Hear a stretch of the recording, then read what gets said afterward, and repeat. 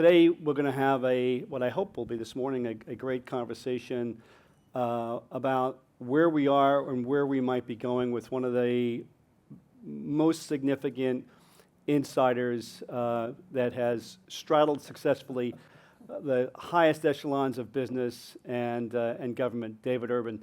David, great to have you here. Thanks for coming in. Thanks for being here. It always sucks be the first guy after lunch, right? Everybody's belly's full, right? Everyone can take a nap, and you get to hear from me now. So so you got to keep it lively now. Keep it lively. David Urban, you've had like one of these great American stories. You grew up in Steeltown, Pennsylvania, first member of your family to make it out and go to college, and then end up going to West Point, where you're now on the Board of Visitors. Remarkably, that in itself is an incredible journey. Get your master's at UPenn, I think, and then you're a lawyer as well, law degree. Practicing law, and I'm going to leave it there. It's good. That's where it belongs. Public finance, practicing public finance with one of the top firms in the country for several years. Yeah, currently partners with Bill Barr, former Attorney General, and some other smart folks. Yeah. So really, my West Point classmate Mike Pompeo, and really remarkable. You served our nation and the U.S. Army, where you were awarded the Bronze Star for meritorious conduct during a combat situation, I think when we met, you were working as the chief of staff for Arlen Specter, the United States Senator. Easiest guy to work for. One of the toughest guys, one of the smartest guys, and one of the toughest guys in Washington. Rick, tell the real story how you met. You met him while he was grabbing a hot dog in Manhattan, right? That's more recently. That's how we ended up here, right? So I've got a lot of good stories. A lot of side stories. Yeah. When I went to, I'll just cut you off on this one real quickly. So when I started to work for Arlen Specter 1,000 years ago, what Rick's telling you is I basically can't hold a job, right? My resume is like a series of different non sequitur kind of positions, but I was a lawyer in a big white shoe sweatshop law firm doing municipal finance, which is not super sexy, as you can imagine, right? Big billion-dollar transactions. And I went to go to work for Arlen Specter as chief of staff. And so I was laying in my hotel room in Washington, D.C. the day before I started, which was the day after Labor Day. And on the style section of the Washington Post, it has the 10 worst jobs in Washington. And it's the guy who puts puppies to sleep. This is a true story. I have it. You don't get many in Washington. So puppies, person who cleans porta potties, and then it's like staffer for Arlen Specter. I'm literally laying in bed reading the paper thinking, I'm stuck now, right? What am I going to do? So I went on to work for the guy. He was a very interesting character. But he was a player. He was a player. He was, Time Magazine rated him one of the, top 10 most significant senators. He was bipartisan before, he was Joe Manchin and John Fetterman, all these kind of things. He was a different kind of Republican back in the day, and kind of a Northeast Republican. I was with Senator Susan Collins last night at a fundraiser, and there are not many. I think she's the last Republican kind of in the greater Northeast. My good friend Dave McCormick is now senator in Pennsylvania. But in terms of New England, she's in New England. There's nobody real left. But you grew up. You grew up in an area, sort of steel area where. Mostly Democrats. Yeah, no, so I was sharing with Joy. How many people have seen the Tom Cruise movie, All the Right Moves? Do you remember this movie? Show hands. Only guys have seen this movie because it's like terrible. It's like Vision Quest. It's one of those early. So that's I grew up in a small mill town in Pennsylvania. Everybody kind of played football. In the movie, Tom Cruise is this football player, Stephen Jovanovich, and he grows up in a town called Ampipe, Pennsylvania, named after the American Pipe Company. And in real life, it's called Ambridge, named after the American Bridge Company, U.S. Steel's American Bridge Company. So it's a real Pittsburgh gritty thing. And so, yeah, I went away to go play. Played football? I had a brief football career at West Point and got recruited at Harvard. Got accepted to Harvard. That's the big thing is I got accepted to Harvard and chose West Point. Didn't go. And it's a nice thing to tell people who went to Harvard always. But I've had a varied career starting out. And so when you made that choice, not to go to Harvard and to go to West Point, so a couple things. It was like I would really do believe in the whole duty, honor, country part, right? That's a part of where I grew up. Patriotism is a big deal, and so it was kind of an easy choice, actually. The other thing, too, is I'll tell you this story. Harvard people hate when I tell this story. So you go on these recruiting trips, you get paid to go on a recruiting trip, and I went and was with a bunch, they match you with a bunch of upperclassmen who were playing football there, and I matched with these kids, and so we went out. Everybody takes you to drink underage. Back then, the drinking age was 18, I think. And so, they take you out to this place. If you ever been Legal drinking age. the legal drink age. Went to this place called the Hong Kong in Cambridge. I don't know if you've ever been there, but it's you drink out of a straw in a big fishbowl of like grain alcohol. It's not a good thing. And so there's a 17-year-old kid, and these Harvard kids we're going out afterwards, and we're all hanging out. And these kids, we went to Harvard Yard or Cambridge Square, and these guys went in. They was like, okay, we're gonna go see who can shoplift the most in this little bodega. And I was like, I'm not doing that. And they're like punching me and calling me names. And so I was like, that's terrible, right? And then the next week I go to West Point and they have like, videos like, where have all the real men gone? Parachuting down and shooting bad guys. I'm like, I want to be like those guys. I don't want to be stealing Twinkies from a bodega when I grow up, right? So, when you're 17, it helps a little bit to kind of force you in a direction. So you go get your advanced degrees after you get. I went to the military, did 5 years in the military, finished up in the first Gulf War, which was like the war to end all wars back then, if you guys remember, and wanted to be a lawyer in the Army. The Army didn't want me as a lawyer. They wanted me to teach sociology at West Point, which I took a pass on and went. I was a lawyer in Philadelphia for a bunch of years at a big firm, and then became Arnold Inspector's chief of staff, which was a very interesting ride. Super interesting. Congressman Crowley and Rick know this, that there's not a bigger place as a young person you can have an impact in America is working on Capitol Hill. You get outsized responsibilities and a real opportunity to continue that service to your country and helping out. So it was a great opportunity for me to go work for somebody who had a great deal of power, was a very senior member of Congress. Got to do a lot of things, travel a lot of places in the world. Yeah, I had a great deal amount of student debt and no money, and so I had to leave at some point to go do that. And I went and joined a lobbying firm with your former good friend, Peter Turpeluk, and so. So fast forward to 2016. Yeah. So how I got to the Trump world, right? And so. I worked for Arnold Inspector, was not a very pleasant guy, right? Was always rated the worst person to work for in Washington. Very demanding. He'd melt kids. He was a terrible human being in a lot of ways. Very smart guy, but really just, didn't really have great interpersonal skills. But I got him elected in the state of Pennsylvania, very, very purple state. And every year every 6 years I'd get Arnold Inspector elected in spite of himself, right? He was a guy, people would say, like, I'd go ask for their endorsement. They'd be like, your boss sucks, but he helps us more than he hurts us, so we're going to endorse him. So, fast forward, I became friends with a guy named Rick Santorum, who was also the senator in Pennsylvania. And in 2012, Rick Santorum ran for president against Mitt Romney in the presidential primary. I helped Rick Santorum out in 2012, and it was one of those campaigns where there were like 3 people in the campaign. It was very Trump-esque in the beginning. And Rick Santorum almost beat Mitt Romney, a very well-funded Mitt Romney. Santorum almost won it. And back then, Rick had just written a book called Blue Collar Conservatives, which was kind of like the Trump movement before Trump. And Rick had the great message. And we were going around the United States and getting, at that point in time, we get 1,000 people in a gym. That was a big deal. No one ever got 1,000 people. So it was a big deal. Rick ended up losing.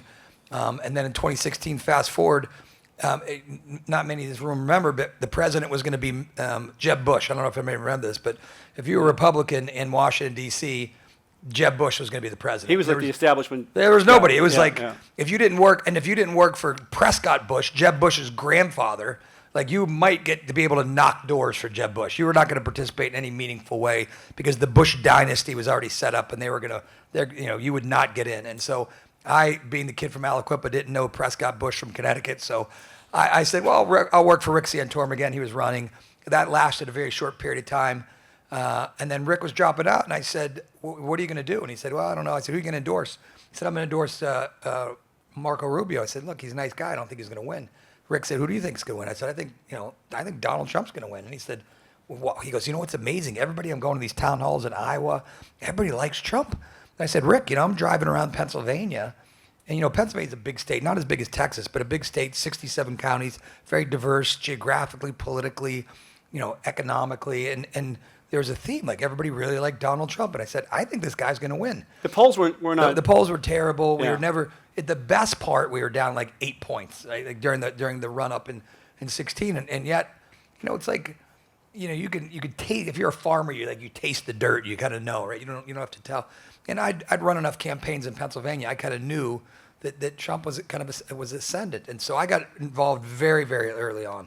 I mean, it was like, What was it that you think was connecting with people back then? I think before he is yeah. the Trump that we know now. Well, I think he's always been the same individual, right? He's whether you like the guy or not. Like we watch Bill Maher. I don't know if anybody's seen Bill Maher post Donald Trump, but Bill Maher is like, look, you may not agree with anything Donald Trump does. I don't. Bill Maher said I don't, but when you hang out with him personally, he's very engaging. He's charming, and that really comes across at a retail level. And I think back in 2016, it was this. It was new, right? It was completely unheard of. Do you remember there were 17 people up on that stage, and Trump was calling Little Marco, and that Ted Cruz's father had killed Kennedy, or it was like all this, and people just couldn't get enough of it, right? And so the cable news stations all covered this guy wall to wall, and it was, people just wanted. I think they wanted to change back then, and so he was the change candidate. And I always say you can't fake authenticity. And he's authentic. He's really, like him or not, he's an authentic. He was not the individual. candidate of big business back then. He was not the candidate of big business. He was not the candidate of any. I don't think he had really many ideas about anything other than if you look at the old Oprah interviews of the old Larry King that Trump did 100 years ago, the same things on trade, on we get sucker trade deals where we defend the world for free, all these things. That's kind of run through from then till today. But so back in 16, there were no believers. I'd do these little salon dinners in D.C. and everyone would tell me like, you got a pretty good career. You're going to ruin your life. You should just quiet down and move over. And so, the first time I actually really I'd met Trump before. He did his fundraiser for Arlen Specter at Trump Towers. But the first, I went, and so I was working, kind of helping out in a volunteer fashion. Back then, and on Capitol Hill was your former colleague, Billy Long. It was Billy Long. It was like, there were like 4 congressmen who were for like Duncan Hunter. Like there was you could literally fit in a small room. Right. All the people were for Trump. And so we met every week and we kind of get together and talk and kind of scheme. And so I was early on in the campaign and it was only a handful of people back then. It really was probably had a dozen folks. And then I went to Cleveland and helped run the convention. And then afterwards, I could have been the political director in the campaign, but I said to the folks, Paul Manafort, who was running the campaign at the time, I said, I have never run a political campaign for president, right? Many people in politics, they've never read the story of Icarus, right? They don't remember, you fly too close to the sun and your wings melt and you fall to your death. And that happens frequently in Washington. People get these jobs that they shouldn't because of hubris. Mm-hmm. And then they crater out. And so I said, I know what I've done. I've done things in Pennsylvania and been successful. And so I'll take Pennsylvania. And so Trump comes. We had a big first rally. It was right after the convention in 16 at Lackawanna College in kind of the Scranton Wilkes-Barre area. And Trump gets out of the car, and it's big. It's very. If you've never been around the president, it's very impressive. The big motorcades and Secret Service. It's a whole show. And he gets out, and he said, I introduced myself. We hadn't really spent any time together. He said, are we going to win? I said, yeah, we're going to win. He said, how do you know? I said, I got a guy elected in the state twice that people like way less than you. Right? And he started laughing, and then we hit it off, and we've been friends since then. And I'd say the first iteration of Trump 1.0 was much different than this iteration, in my opinion. Right? I have lots of people who are my friends were in that first administration and held big jobs. So, like it or not, so I was responsible for H.R. McMaster, West Point guy and friends. So H.R. McMaster is a good friend of mine who was the National Security Advisor. Mark Esper was the Secretary of Defense, was my West Point classmate who I've known since 11th grade. Mike Pompeo is my West Point classmate who's a Secretary of State. Mark Milley, who's the chairman of the Joint Chiefs, is a good friend of mine. Bunch of underachievers. Yeah, so those are all my friends who I put in these, helped get these jobs. And so I thought they did a great job, and the president didn't think they did a great job, right? And so, well, Pennsylvania ended up being the key, right? Interestingly, Rick, that's we'll probably not gloss that over. No Republican had won the state of Pennsylvania since Bush won, so it was 30 plus years, and it was like this elusive white whale. Republicans were like, why should we even campaign in Pennsylvania? It's kind of dumb. where I grew up in Western Pennsylvania, kind of that blue collar working class, really, they were all Reagan Democrats. My father didn't know. My dad worked in the steel mill, was a union member, but for the fact he was in a union, he was pretty much a Republican, right? I mean, we're a Catholic family. We're, kind of more traditional in a lot of ways, and so. But everyone was a member of a union, right? Mm-hmm. And so, being a Republican was the party of big business and Wall Street, and didn't look after little working class people and normal people like you and me, kind of thing. And so, over time, that kind of changed. And so, what I saw in Pennsylvania is what you see in America today, largely, is that the shift. So, Arlen Specter, Republicans, right, the guy I worked for in the Senate, was a very, Harvard, Yale undergrad, University of Pennsylvania undergrad, Yale Law School, was going to be on the Supreme Court, very smart guy. All those Republicans that supported Arlen Specter, he was barely a Republican in a lot of standards, right? A lot of people didn't really like him, thought he was a Republican in name only, kind of rhino. And so what I saw over years in Pennsylvania was that, and especially during the Trump years, is all those Democrats where I grew up slowly migrated to become Republicans, and all the Republicans in the eastern part, like the Philadelphia area, kind of migrated to become Democrats. And so the parties, the electorate, maybe not the parties themselves, because I don't know if people have actually re-registered, but if you ask what party you identify with, more of college-educated white, folks in the suburbs now identify as Democrats. More working-class folks, black, brown, whatever, identify as Republicans, and that trend is really accelerated during these Trump years. What I think is interesting, I was with the vice president last week for a little bit, a couple times, and J.D. Vance is an incredibly personable guy with an incredible, great narrative. But when you look at a guy like that, you got to wonder, can he keep that coalition together? Whether Vance can do that or not is still to be seen. I happen to be very good friends, as a testament to my bipartisan cred. Josh Shapiro, the governor of Pennsylvania, is one of my good friends. He was your colleague, Joe Huffle's chief of staff when I first met him a long, long time ago. And Josh and I have been good friends. I'm friends with Wes Moore, the governor, incredibly talented governor of Maryland. These are Democrats. These are Democrats. Another guy I would say to watch, I always joke with Josh Shapiro. I tell Josh he's my second favorite Jewish governor named Josh from Pennsylvania. Josh Green, watch this guy. Josh Green, he's a doctor. He's the governor of Hawaii. Incredibly bright guy, comer, wants to run for president. He'll be out there. So, I happen to know a good deal of people on both sides of the aisle, and 28 will be a very interesting period of time. So I want to go back. So you get close with the president. You effectively deliver the key state of Pennsylvania, which gets him over the top, elects him as president. So quick story on that. So election night, it's about 11 o'clock on election night, and the numbers, you get the numbers, because we have people, this on the statewide race, you have people at the different polling places, and so you're getting the numbers as they're sending them up to Harrisburg, to the Secretary of State.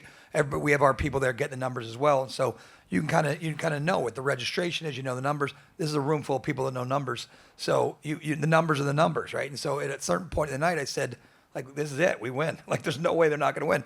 And I called Ed Rendell, who's a good friend of mine, who was the former governor, and said, look, you guys lost, it's over, right? And I was telling all the networks, call the Clinton campaign, don't ask me. But before all this, I called Trump at maybe 11:30, and I said, look, it was we're pretty close. He said, well, call, very, very Trump-like. It's call me when we win, right? So I'm okay. So about an hour later, about 12:15, I called back, and I couldn't get him on his phone, so I got Kellyanne on her phone.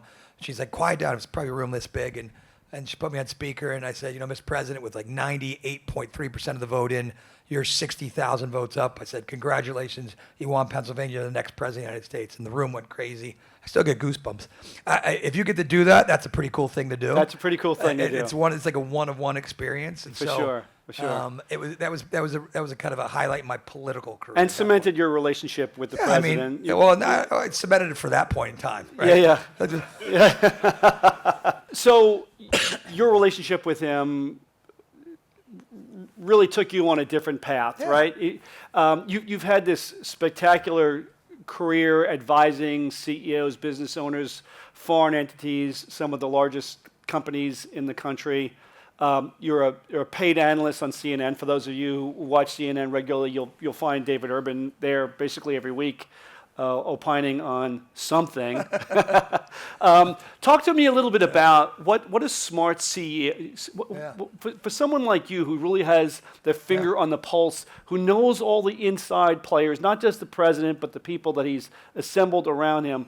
What do smart CEOs, how do they leverage someone like you? Yeah, well, I would say this for everybody in this room, right? Everybody in this room is you're an advocate for your own entity, right? So you all are very important folks in your own communities, and if you don't know your congressperson, you should have a relationship with that person, right? And make sure you let them hear from you on things you like and you don't like.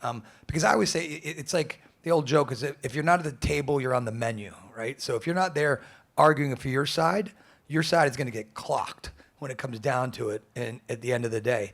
And so get involved. There's not like, oh, we have somebody else to do that, right?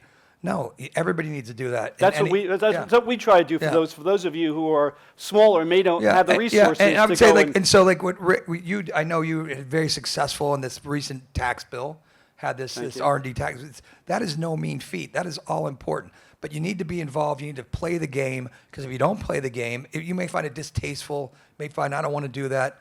But get involved, and whether it's Rick Lazio or Dhaval, other folks who are working to try to move the direction of the discourse on things that impact everybody right in this room. Right.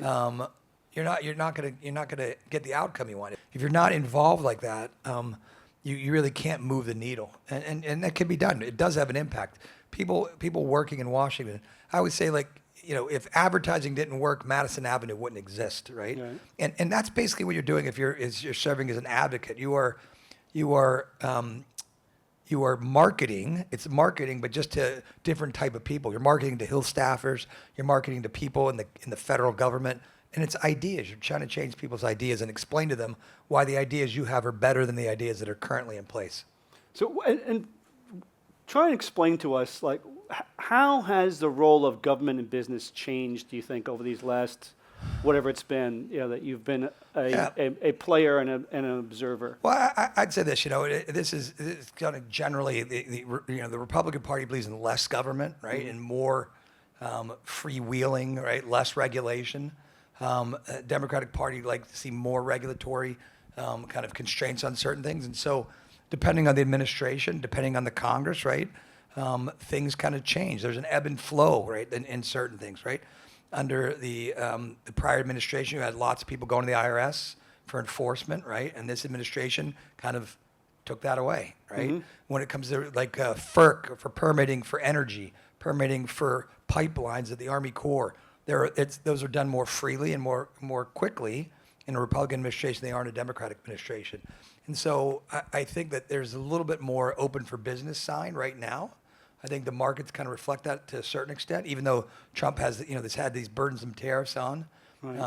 The markets have kind of responded and kind of absorbed that, I think. Is government playing a bigger role vis-a-vis business markets, the operations of business?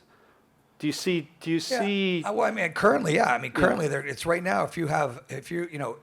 There's not a company in the United States I don't believe is not impacted by tariffs in some way, shape, or form, right? And so, whether you're a company trying to import something to sell or a part, tariffs are a huge issue. And most of the work that's being done in Washington right now is trying to figure out what does it mean, right? What does it mean for my company, right? Because it's not perfectly clear. The president will say, right now there's a 39% tariff on all things Swiss. Chocolate, gold bars, Pilatus aircraft, right? Everything. I mean, anything coming out of that country has a tariff on it. I work for a large defense contractor. One of the key parts of a big airplane they sell to the federal government is made in India, and there's tariffs on India, and so this company pays for the parts with cash up front, and so they're trying to figure out, even though they're ultimate sellers, the Department of Defense, we sell to the Department of Defense, we still have to pay a tariff on that, right? So it's really a lot of confusion. So even though what I just said, Republicans try to get out of the way, the current tariff situation has really created a lot of, a great deal of uncertainty in the markets, and not actually the financial markets, not like the NASDAQ and the New York Stock Exchange, but more on the interchange between businesses and how they do business. And the president can get very engaged, right? He can. The president is the most engaged. Yeah. So do you see this as a trend, or is it unique to this presidency? I think it's unique to this presidency. You know, most of the time, so in most administrations, you know, there's an incredible, before anything gets put out to the public, there's an incredible staffing procedure that goes through. Every cabinet agency signs off on it. There's a staff secretary that it kind of shepherds it through every organization and entity to make sure that, you know, they get their input on it. The Department of Commerce signs off. You know, the Treasury signs off. In this administration, it's kind of shoot and then aim while the bullet's traveling down the range. Right. And they adjust it and they hope they hit the target. So, and the president's like the decider in chief, right? So Right. if you think Scott Bessent is making trade policy, to a certain extent, Trump is really a CEO. He says, go do it. Here's what I want. And then Bessent goes and effectuates it, right? And so Trump isn't micromanaging a lot of the stuff. I mean, he'll say, I think we should do X and have a certain percentage, but then Bessent, it's up to Bessent or to Howard Lutnick to go get these things done. right. You serve on several boards, right? Public and private equity controlled companies. What do they need to know about positioning a company vis-a-vis possible actions by the federal government? Do they need to have somebody? Should you have somebody on that board that actually understands? I mean, so that's the role that I kind of occupy in most of these boards, is try to help. You know, it's like being a Sherpa / translator, right? Things that you know, and also I serve as a consultant for lots of big companies, right? And so one I won't name by name, but so when the president had the other day said, I want no high fructose corn syrup, I want real cane sugar in Coca-Cola.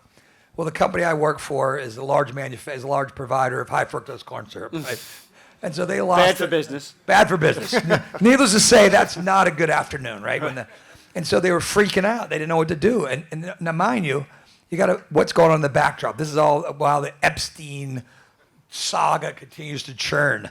And, you know, and as Trump is wont, there's a lot of things that come out, right? And I noticed it was literally just Coke, because he liked the quote unquote Mexican Coke, even though Trump drinks Diet Coke, not regular Coke. I will say the one thing, he drinks an inordinate amount of Coca-Cola, Diet Coke. I mean, the guy Shows sometimes. drinks a lot. A lot of Coke. That's the only vice that I can see. He eats junk food, by the way, too. He eats a lot of fast food. But so my advice, the CEO calls me. He's like, we're going to put out a statement. And I said, no, just exhale, okay? Mm-hmm. Exhale and hold on. If it's tomorrow, if there's a story, we'll talk about it. And sure enough, it was it was just Coke, nothing else. Yeah. It was, and you know what Coke did? Coke just they're making a special brand now where it's just like it's a new Coke, right, with just cane sugar, and they're still using high fructose corn syrup and everything else, right? Right. So, you know, what could have been, what their natural inclination, the CEO and a lot of the folks in the company was, we've got to put out a statement, we've got to react. Like, if they would have done that, it would have shown a big spotlight on them, Right. and probably invited, you know, RFK Jr. and others to come beat him with a cudgel. So, right? sometimes, David, right, it's figuring out who the decision maker is, right? Like, so an announcement is made, it's affecting your company or your sector, and you're like, well, who do I talk to? How do I know who in the administration made that ultimately was the decision maker? Right. And that's why you're here, and Danny Warfel and Joe Crowley and others, right? Because you need a Sherpa to help get you there, right? Mm-hmm. I mean, it is a thing. That's the question a lot of times that, you know, it's hard to find out. It's hard to find out who has the pen, who's the decision maker, because a lot of times it isn't, you know, the CEO level. It's echelons below a cabinet secretary, or even, you know, an undersecretary, deputy secretary, assistant secretary. It's done by just staff. Right. There are a lot of career staff who are very powerful SES folks who are very influential and make a lot of policy, and especially like an administration like this.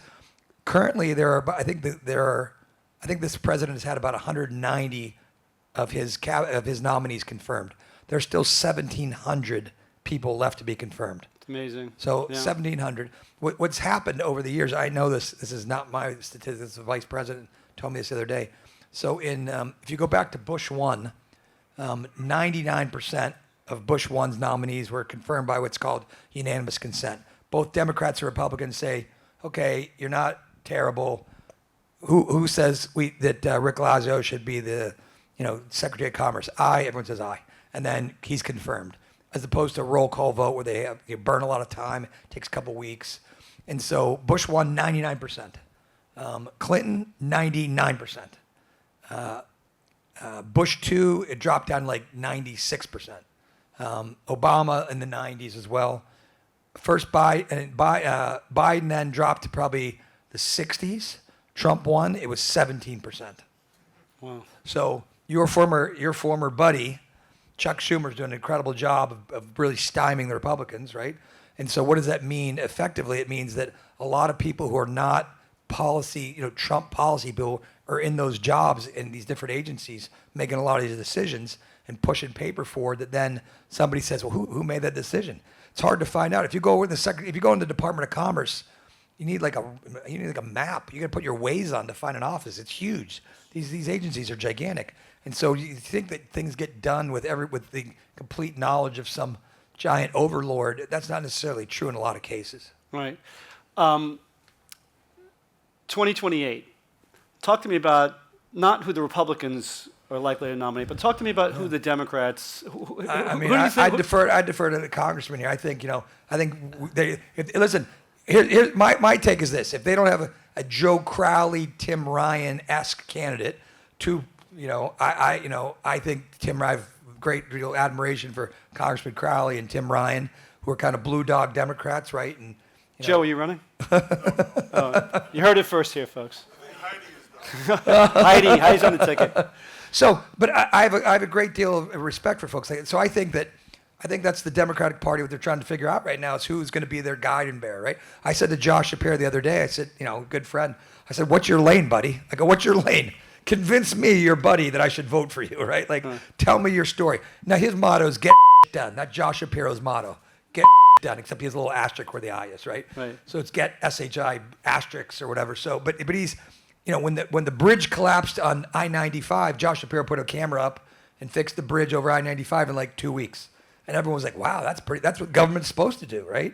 And so that was his kind of shtick. And he's a great guy, but can he convince America that he's the right person, right? Right. So there's a little bit of showmanship. That's that Ezra Klein. I don't know if those of you who have read those pieces. Look, Rahm is out there. Abundance. Rahm Emanuel's out there. I don't know if anybody's friends with Rahm. Rahm's out there kind of saying the same thing. Rahm Emanuel's a very interesting guy, very effective, but Rahm's kind of like old news, right? Yeah, former House member, mayor of Chicago. Very effective. Chief of staff. Kind of punchy in the face guy. I think you can mix it up and tough guy. Half a finger. Yeah, but I think he's incredibly smart. He's incredibly smart, but I question is Rahm, like, he's old, like he's not new. Yeah. People kind of want new, I think, a lot, right? They want fresh, somebody new and young and fresh. And listen, the Democratic Party's got a lot of talent. I mean, Wes Moore's an incredibly talented guy. But, he's the governor of Maryland, and that's kind of like, no knock to Maryland, but it's being the president of your homeowners association, right? I mean, like, Maryland's a pretty small state, right? If you're like a city, if you're show of hands from Maryland. Well, that's what I said. Hopefully I don't offend anybody from Maryland. We love Maryland, just for the record. If you're West, but my point is the Baltimore Sun isn't get you like a lot of press. Right. If you're in New York, the Times, everybody reads the New York Times. It's a big paper. You get a lot of press. My friend Josh Green in Hawaii, if he was in the continental United States, he'd get a ton of press. This guy's like sending me stuff. He's like, can you talk about this on CNN? I'm like, I'm not your publicist, buddy. But he's an incredibly effective legislator. You remember, so they had the huge fire in Hawaii. I mean, it was a huge natural disaster. And he worked out this big settlement agreement, got people their money. I mean, incredibly effective governor. Yeah. Incredibly attractive guy, medical doctor, charismatic. But, can he break out, right? Right. And so that's the question, right? Who's going to break out? Nobody would have thought Donald Trump was. I can tell you, in 2016, I promise you, nobody thought Donald Trump, other than me, like 12 people, thought that he was going to be president. And so that's the question. The electorate is very fickle, right? It's kind of like the Supreme Court's definition of pornography is really interesting, right? Like they say, I can't define pornography, but I know it when I see it. And so that's kind of what, like, how can you tell what someone is a great presidential candidate? Right. You can't, but when you meet that person, you know that there's something there. Right. Right? Do we have time for 2 questions? Sure. Yeah, from the audience. Anybody Free shot. At By the way, David Early, I'm not. way. It's not like I'm leaving in 10 minutes. Yeah, You yeah. can bring- He's going to be here for the duration. You can But grab me. he's a fabulous resource, and he's your resource. Yeah. Okay. I work for As you. am I. I As work am for I. you guys. Yeah. Call the mayoral race in New York. Yeah, well, look, I think these two gentlemen are far better suited to that than I do. I find it hard to imagine a universe where Mamdani doesn't win. Am I wrong, Mr. Crowley? Yeah. No. Right? I mean, I just don't see how that doesn't. And look, and he speaks. He's a very talented guy. You may not agree with his policies, but he speaks. There's a vibe in New York that if you're working, you're working. You can't afford a house. You can't afford certain things. And there's this angst, and there, it's real for certain people. And his policies on a lot of other things are wacky, but he's charismatic. He's charming. He meets people where they're at. This is the thing that Trump did very well. Trump used TikTok, barber shops. This is the thing that if you're a politician today, you're not on social media, you're not meeting people at the UFC fights, you're not doing a wide range of things. That you do that at your own peril, I think, as a politician. Interesting fact, Mamdani has been challenged for being anti-Semitic, anti-Israel, yet in the polling, 67% of voters under 40, Jewish voters under 45 are supporting him. Yeah. So to your point. Yeah, and I think it's an age thing. Well, and the good part is he will become the new boogeyman for the Republican Party, right? And for the Democrats, that's the bad thing, right? Because this is the guy who's going to occupy, because he is in New York City. Everything he says gets published in the New York Times. It gets covered. It's the biggest media. It gets covered much more so than it should be, perhaps. But he's going to be a millstone around Democrats' neck in a lot of ways, and that's going to be the tough part. Yes. Be the tax person in the room. 2017, the tax bill was passed at TCJA. I thought it was a very well-written tax legislation. It's long overdue. You as a tax person, you can be but fascinated about it. What does Trump had a role to play when he played it? It was the Christmas gift. He should stop making tax bills on July 4th and Christmas, but that's a different story. Listen, I think it was one of the things that the president wanted to get done, and probably a signature piece of what's going to occur in his presidency. I personally didn't think it was going to get done. I mean, I've been in Washington a long time. I don't know what Rick or the congressman or anyone else thinks, but when this was going through, I thought, well, maybe it'll stand a chance. There's a lot of baggage going along with that bill, right? There's always, carried interest, big deal, obviously, right? I thought it was going to get haircut someplace as a pay for, right. And there were lots of things in that bill that I thought were never going to see the light of day. And yet, the president, I will tell you this, the vice president, 2 weeks ago, I was asking him about it, and he said, look, on July 3rd, I didn't know it was going to pass.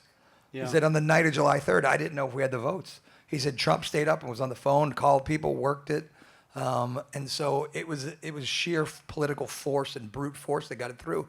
And, credit to the folks who worked on it to get it done. I mean, I think it's, in the long run, I think it'll, be beneficial. So, it's always, listen, the good part about the Congress is there's going to be a new Congress in 2 years, and if you don't like it, it gets changed again. Yeah. Right? The whole reconciliation way they did the thing, always becomes like a question to me if that's the best way to legislate. I'm not so sure that's the most fair and equitable way to do things in Washington, but it's, they change the rules so many times. Both Democrats and Republicans play the game now, and I think it's, things don't get really talked about enough in terms of, whether it's our presence in Afghanistan for 20 years or a super consequential tax bill, if it gets enough light of day to really determine whether it's going to be great in the long run. It's just, we put it in there and see what happens, and if it stinks, it'll be a Democratic Congress short enough to change it. Yeah. One thing for sure in these tax bills and every big bill is that you don't want to take anything for granted. You want to run through the tape. So with this bill, we were laser focused on 174 amortization to make sure that, because all the big trade associations in Washington are dominated by big public companies, big private companies, or they hire their own lobbyists. Nobody speaks for the smaller companies. No. Nobody. But we are. So we were in there to the very end, to the last days, to make sure that that stuck with language that we knew was going to be. I would just say this as someone, I do this for a living. It's incredibly consequential what Rick's talking about. To be able to get that done from the beginning to the end and get it through and to stick in there throughout the whole thing is nothing short of miraculous at this point in terms. And so it's no mean feat what he accomplished. So Thank you, Dave. Last question. Yes. Gerrymandering, how do you see this playing out? yeah, I think, look, you know, gerrymandering is the like dirty little secret that's occurred in Washington for years and years and years, right? Everyone's districts get drawn safer and safer. It's a Faustian pact cut between Republicans and Democrats. The Congressional Black Caucus, the Hispanic Caucus, Republicans want safer districts, Democrats want safer districts, and so it's been done over and over and over till you know that cloth has been wrung almost dry. Texas, if you're talking about here, I think it gets done to a certain extent. I'm not sure how many seats they'll end up being able to wring out. You know, you hear like not Jerry Brown, you hear Governor Newsom, right, in California, talking about doing California. It's already been done. You really can't move the numbers there enough, and same in New York State. So other big states that are kind of Democratic and controlled, it's already kind of been done. It can't be done there. I think it'll be done here in Texas. I think it will happen. And you know, the Congress is incredibly tight. The House races are going to be incredibly tight. It's going to be really, it may come down to how many seats they can pick up here, maybe a few. What I'd say in Texas, even more importantly, though, is watch this primary that's going to take place here between Ken Paxton and the current sitting senator here. That may negate any of the work that they do in the Congress to redistrict some of these folks, because there's a really ugly primary with a bad candidate. The gerrymandering, I think, is going to happen. Question about how effective it's going to be depends on who's at the top of the ticket. Dave, just want you to mention before we sign off this charity that you're involved with Kelly, your wife Kelly. Yeah. So thanks for mentioning. So one of my classmates, a guy named Johnny McHugh, was the most senior guy killed in Iraq up until the end when a general officer got blown up. But my classmate was a captain of the soccer team, good guy, really nice guy.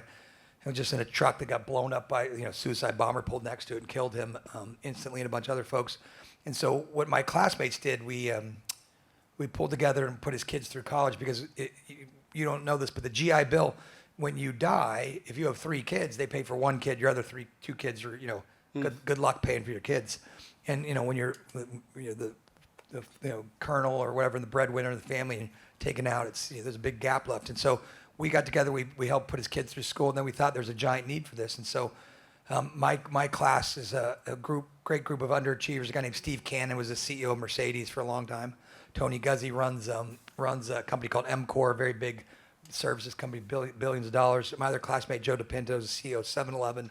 So we put together this charity, a Johnny Mac Soldier Fund, and we've raised, I think, about $50 million now, a little bit more, probably 55, putting kids through school. If you had a parent killed in OIF, OEF, in Iraq or Afghanistan, we put kids through school. We're going to trade school so they can get an education, and it's been incredibly successful. We're kind of like a fund to funds. We raise money, then give it to other people who, there's the Pat Tillman Fund and Folded Flags and the Children Fallen Patriots. There are a lot of other organizations doing this. The need is gigantic, right? It's just so many people lost their lives during these conflicts, and so we raise money and try to help these folks get a better part. The good part is we an incredibly giving country, incredibly generous country, and people are very generous when it comes to first responders and those who serve in the military. So we've been very fortunate to have that be able to be successful. There's the old poem, and I'll let you go. This says like, in time of danger, not before, God and the soldier we adore. Danger past, all things righted, God is forgotten, and the soldier slighted. So when there are people, on the daily in the news every night getting, combat in these places far flung, donations are super high, and when you kind of peacetime, things kind of fall off. So there's still a lot of people serving downrange today, in harm's way. So just always ask everyone to keep those folks in your prayers and in your thoughts and prayers and in your philanthropy if you get a chance. So Great. Thank you. Thanks. Please join me in thanking David Urban.